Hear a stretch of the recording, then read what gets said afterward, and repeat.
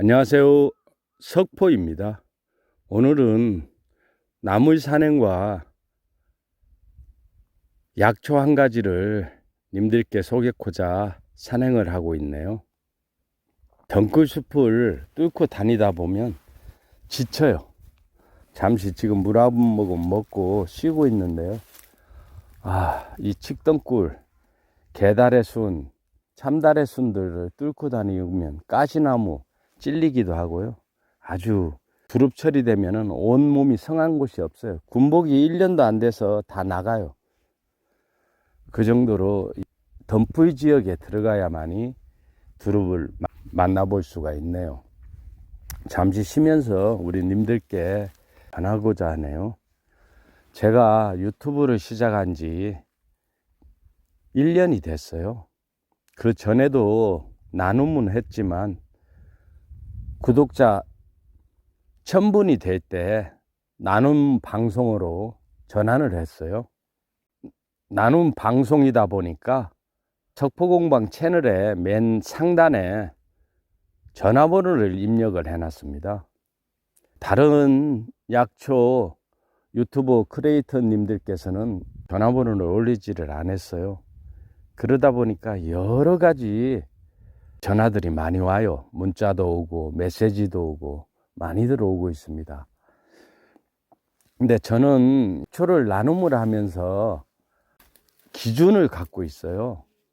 님들께서는 무조건 약초가 필요하시면 말씀을 하는데, 약초도 캐는 시기가 있어요. 그래서 안 맞으면은 다음 해로 넘기고 아니면은 맞춰서 보내드리고요. 병증에 따라서 급히 써야 될 분들한테는 바로 보내드리고 있습니다. 또한 암 한우분들께는 만 5년 동안은 병원에서 시키는 대로 하시라고 5년이 지난 분들만 지금 약초를 드리고 있네요.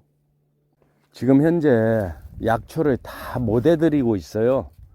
11분이 예약분이 작년부터 지오오줌풀부터 시작해서 독이 있는 약초는 나눔을 안 하겠다고 하는데, 또 피부병에 쓰겠다고만 하시니 안 보내드릴 수가 없어요. 섭취를 한다면은 안 보내드리는데, 저는 꼭 약초를 보낼 때 전화를 해서 상담을 해요. 그래서 섭취를 한다 하면은 독초는 애지간해 갖고는 보내지를 않고요. 섭취를 안 하고 바르거나 목욕을 하거나 한다 할 때는 봉삼이 그렇습니다. 봉삼을 보내드리고 있어요. 봉삼도 밀려 있습니다. 작년까지만 해도 늦가을에는 시간이 여유가 있어서 바로바로 캐서 보내드렸어요. 근데 동네에도 작년에 봉삼만 20분이 넘어요. 그러다 보니까 이젠 동네 산에도 없어요.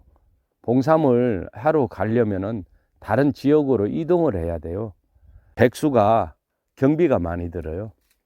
그래서 이제는 산행을 하면서 만나면은, 봉삼 같은 경우는 봄과 가을철에 채취하게끔 되어 있지만 연중 채취로도 되어 있어서 산행을 하면서 만나면은 모아서 보내드릴까 하네요.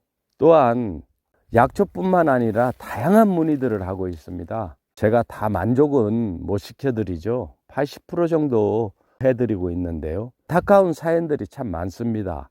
며칠 전만 해도 투석하시는 분이 쌀이나무를 구해달라는 거예요. 왜 필요하냐고 했더니 자기가 투석을 하고 있대요. 방송을 보니까 쌀이나무를 끓여 먹으면 투석을 안 해도 된다고 하시는 거예요. 그래서 제가 병원에서 치료하는 대로 하십시오. 쌀이나무는 뒷산에도 지천에 널려 있지만 드리지를 못하네요. 이분이 섭섭했던지 답변이 없어요. 왜 안 드리냐면, 투석하시는 분들은 병원에서 시키는 대로 해야 됩니다. 잘못 약초들 드시면은 큰일 나요. 그리고 한방에서는 단방으로 쓰는 약이 없습니다.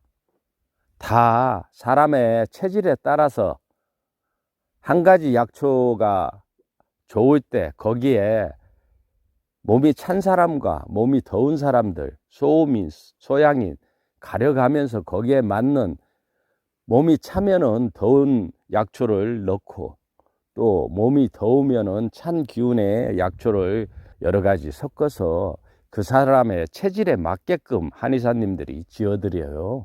그렇게 섭취를 하셔야 되는데, 이 민간요법으로는 단방 치료들을 많이 했죠. 민초들이 어려웠기 때문에 약을 구입할 수 있는 여력이 안 돼서 민방에서는 단방으로 다 약초를 사용했습니다. 물론 다 안 좋지는 않죠.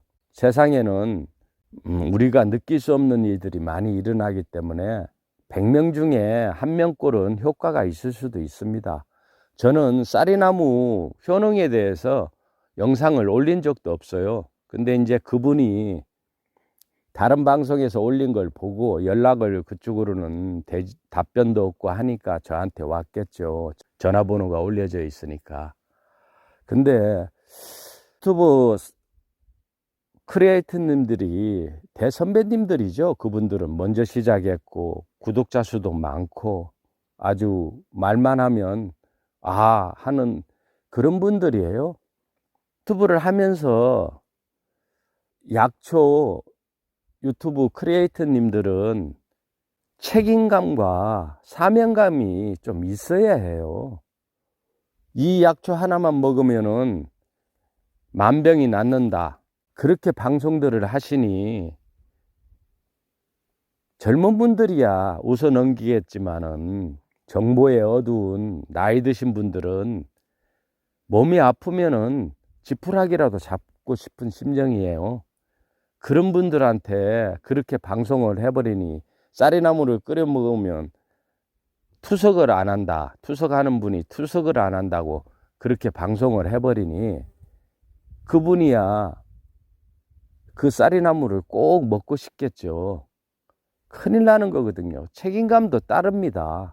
저는 유튜브 초보 크리에이터지만 정말 유명한 크리에이터님들께서는 책임감과 사명감을 가지고 방송을 좀 해주셨으면 해요.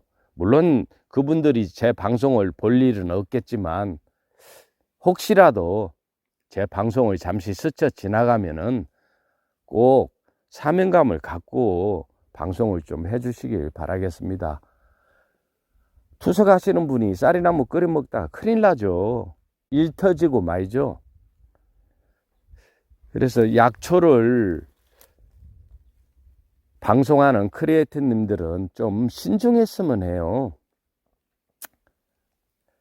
물론 한방에서 전해 내려오는 양리작용과 효능에 대해서는 말씀을 드려도 그 이외에 이것 먹으면은 모든 염증이 없어진다, 뭐 한다, 이런 식으로 방송을 하지 마시고 좀 책임감 있게 방송을 해 주셨으면, 이번과 같이 투석하는 환우분께서 쌀이나무를 구해달라고 할 정도의 전화가 없겠죠.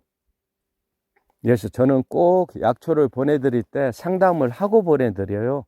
또 약초를 못 구해서 늦게 보내드릴 때도 있지만 약초의 채취 시기가 안 맞을 때는 좀 늦을 수도 있고, 또 그분이 드셔서는 안 되기 때문에 안 드리는 경우도 있고 그렇습니다. 우리 구독자님들께서는 그런 분들은 없겠죠. 제발 팔랑귀를 가지고 계신 구독자님들은 꼭 좀 생각 좀 해주시기 바라겠습니다. 현대의학이 참 많이 발달된 지금 시절이에요. 그렇기 때문에 물론 민간요법으로 특이하게 몇천 명 중에 1명 정도는 나을 수가 있습니다. 하지만 그건 기적이죠. 제가 말하는 것은 평균값이에요. 평균적으로 이걸 먹었을 때 어떻다, 아니면은 한방에서 전해 내려오는 효능, 양리작용, 이런 걸 말씀만 드리시고, 정보에 어두우신 나이 많으신 분들께서는 그걸 꿀떡같이 믿고 있잖아요. 방송이다 보니까. 유능하신 크리에이터님들께서는 좀 책임감 있고 사명감 있는 방송을 해주십사 하고 쓴소리를 한번 올려봅니다. 또 왕보이들이 많이 와서 저를 쏘을 것 같네요. 그래도 어쩌겠습니까? 유튜브 방송을 안 하고 말지 그런 꼴은 볼 수가 없네요. 오늘은 님들께 이 말씀을 전하려고 잠시 물 한 모금 먹고 쉬었네요. 아이고, 말이 길어졌습니다. 죄송합니다. 양해 부탁드리겠습니다.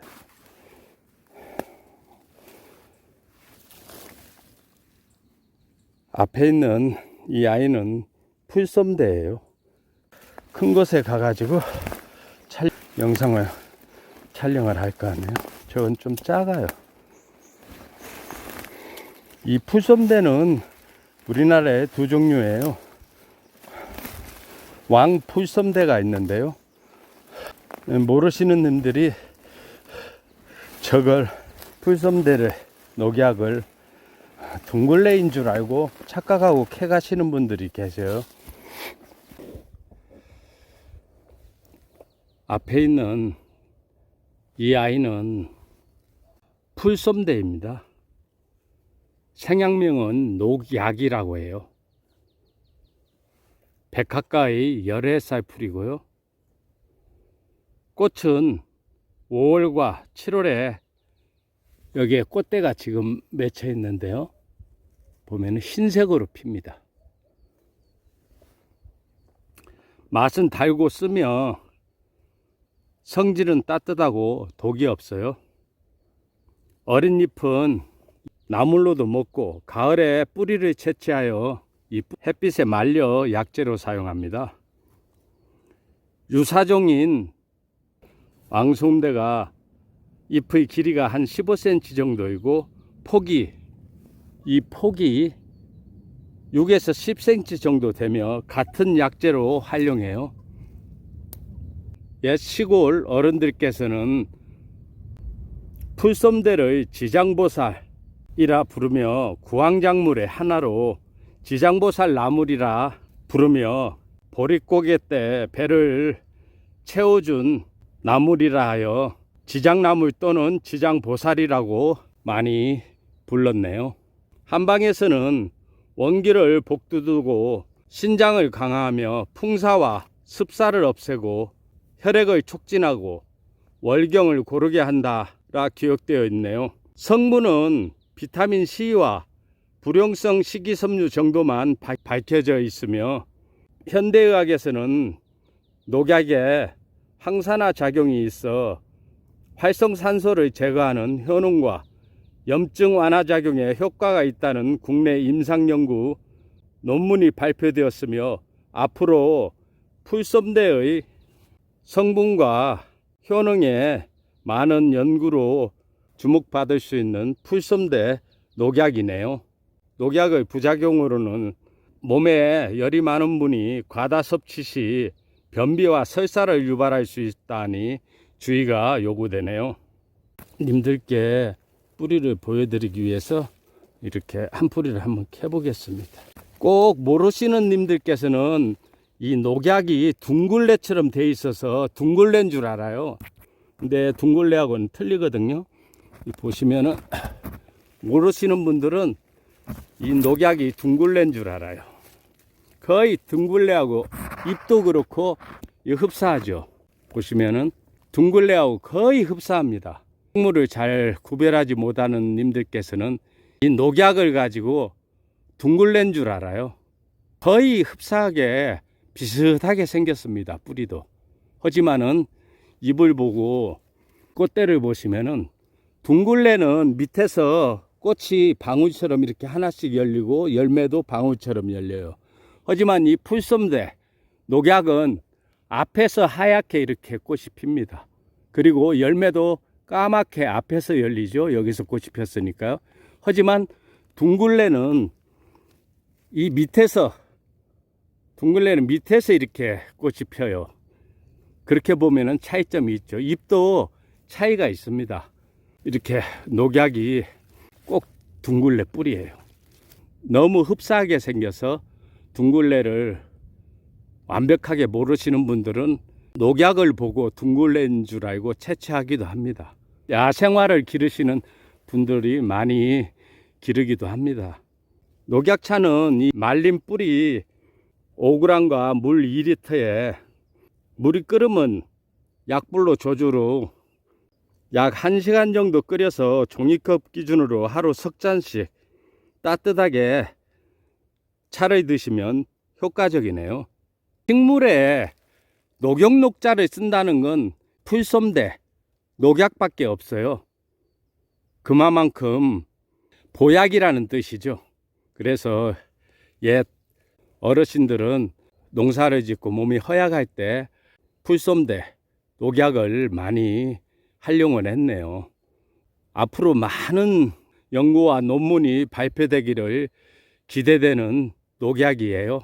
현재로는 임상 연구에 논문이 하나 발표되어 있을 뿐 항산화 작용과 활성산소를 제거하는 효능과 염증 완화 작용에 효과가 있다는 국내 임상 연구 논문이 하나 발표된 것 외에는 그렇게 발표된 게 없어요. 하지만 앞으로 많은 연구와 논문이 발표되기를 기대하는 풀솜대 녹약이네요. 성분도 마찬가지예요. 성분은 비타민 C와 불용성 식이섬유 정도만 밝혀졌을 뿐 다른 성분들은 아직 연구 논문이 발표된 적이 없네요. 네, 앞으로 많은 연구와 논문이 기대되는 풀솜대 녹약이네요. 오늘은 님들과 함께 풀솜대 생양명은 녹약에 대해서 님들과 함께 알아보았네요.